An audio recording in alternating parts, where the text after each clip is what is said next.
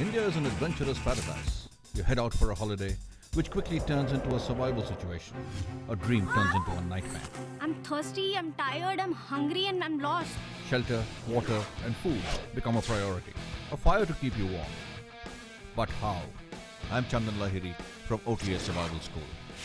I'll give you some tips and show you some tricks to use in a self-reliant situation. Do not think problems can only happen to other people. It can happen to you. Fire is essential in the wilderness, particularly at night. It will cook your food, it will boil your water, it will keep you warm, it will keep predators away, and you'll have something to carry on a conversation with. The easier you make it for yourself to start a fire, the happier time you'll have. Always carry some fire starting material and some ready-made tinder, which will catch a spark very easily for you to be able to start a fire. Something like char cord. Take a look. Essentially what I still need, like when we are making char cloth, is a tin which can be sealed properly with a hole in the center, small hole in the center for the moisture to run out. And I need my cord.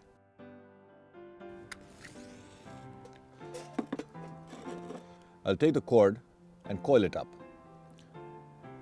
The advantage of char cord over char cloth, it does the same thing, but the advantage is one can carry a lot more ember material. This will catch an ember very easily, like char cloth. But the amount of cord that I can carry inside this tin can will light a lot more fires than will char cloth. So just coil this cord up like so, like you can see, and lay it inside the tin can, like so. Lock it in and lay it on the fire. This will take about 10 minutes, and once this heats up, all the moisture which is either inside the tin can or on the cord will light up. It'll evaporate through this little hole, which is why we made this little hole. So we'll just wait for a bit. You can already see the smoke coming out. That's the moisture escaping. And we'll give it a few more minutes, after which our char cord will be ready. What you need to make sure is the cord that you put inside is 100% cotton. Because if it's not 100% cotton, this won't work. If it's nylon, it'll be toxic, all the fumes are toxic. And what you will get inside is completely melted charred material, which you can't use. And the smoke that you can see, that's all the moisture escaping. And it's going down. The amount of smoke that was coming out through the hole is going down, which means our material is almost ready.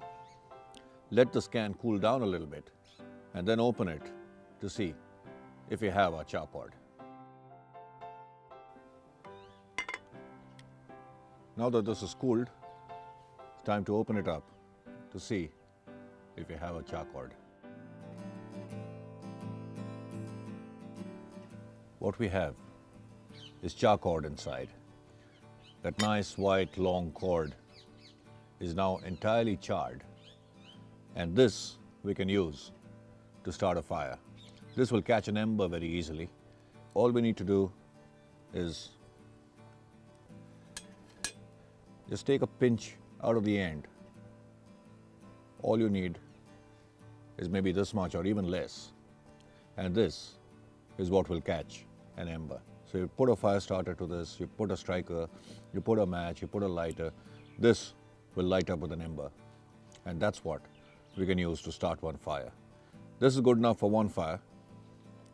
So this is good enough, I suspect, for about 100 fires. And that's the way you make char cord. Be prepared, be ready, be equipped, know how to use everyday items for different purposes. This is a regular cotton cord we have modified to start fires. You need to improvise, you need to adapt, and you need to know how to do things differently using everyday items. And remember, it can happen to you. Learn to adapt, improvise, innovate, and overcome. To learn more tips and tricks, visit this site. I'm Chandan Lahiri, and I hope to see you soon at the OTS Survival School. Leave nothing but footprints. Bring back nothing but memories.